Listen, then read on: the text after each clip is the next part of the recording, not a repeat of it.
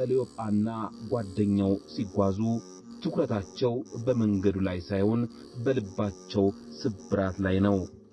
እኛስ እስራኤልን ይበጃል ብለን ተስፋ አድርገን ነበር ይላሉ። የእነርሱ ተስፋ የፖለቲካ ነፃ አውጪ ነበር። ነገር ግን ኢየሱስ የሞተው ዓለምን ከኃጢአት ለማዳን ነበር።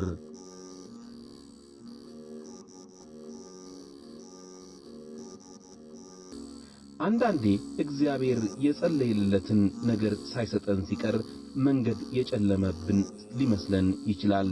ነገር ግን ልክ እንደነዚህ ተጓዦች እግዚአብሔር ከኛ ዕቅድ በላይ ትልቅ ዕቅድ እንዳለው እንዘነጋለን። አንድ ሰው ኢየሱስን ከኋላው መጥቶ ይቀላቀላቸዋል። ፊቱ በግልጽ አይታይም። ኢየሱስ አብሯቸው መጓዝ ጀመረ። የሚገርመው ግን ዓይናቸው እንዲያውቁት ተይዞ ነበር። ስለምን? ምናልባት በሐዘን ስለታወሩ ወይም ደግሞ ኢየሱስን ሊመጣ በማይችልበት መንገድና ሁኔታ ስላሰቡት ሊሆን ይችላል። ጌታን ስለምን ትነጋገራላችሁ ብሎ ጠየቃቸው። እግዚአብሔር የሚጠይቀው ስለማያውቅ አይደለም፣ እኛ የውስጣችንን እንድንነግረው ስለሚፈልግ ነው። በዚያ መንገድ ላይ የልባቸውን ሸክም እንዲያወጡ ዕድል ሰጣቸው። ዛሬስ የኛ ሸክም ምንድነው? ጌታ ዛሬም አብሮን እየተጓዘ ምን ያስጨንቀናል?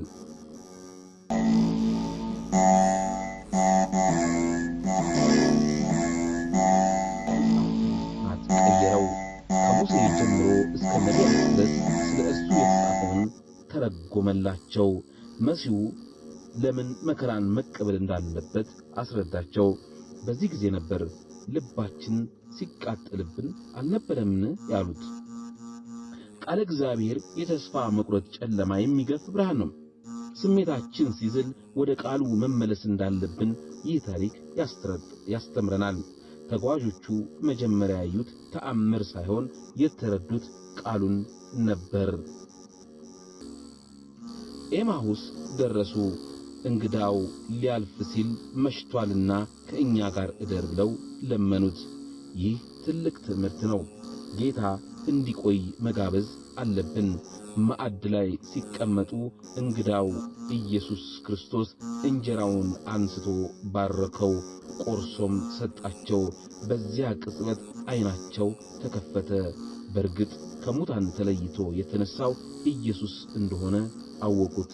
ባወቁት ሀብታም ከዓይናቸው ተሰወረ። ኢየሱስ የታወቀው በታላቅ ስብከት ሳይሆን እንጀራ በመቁረስ ወይም በቁርባን ነው።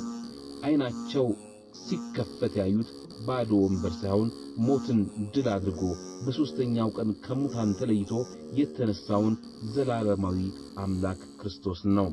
ዛሬም እኛ በየዕለቱ ቤተ ክርስቲያን ፈትታ የምታቀርበውን ሥጋና ደም እንድንበላ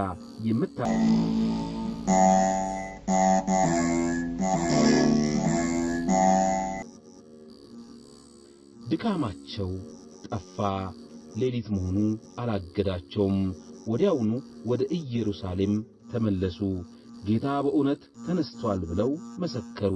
የኤማውስ መንገድ ተስፋ ቆርጦ የመሄጃ መንገድ ነበር። አሁን ግን የምስራች ይዞ የመመለሻ መንገድ ሆነ። ዛሬም ጌታ በሕይወት መንገድ አለ። ምናልባት በሐዘን ወይም በቁጭት ብዛት አላስተዋልነው ይሆናል። ግን ቃሉን ሲያነቡና ወደ ልቦናችን ሲጋብዙት ዓይናችን ይከፈታል። የኤማሁስ ጉዞ በደስታ እንዲጠናቀቅ የእግዚአብሔር ፈቃድ ይሁን። ይህ ታሪክ ሕይወትን እንዴት ነካው? በኮሜንት መስጫው ላይ ያጋሩን። ለሌሎች እንዲደርስ ላይክ እና ሼር ማድረጋችሁን አትርሱ።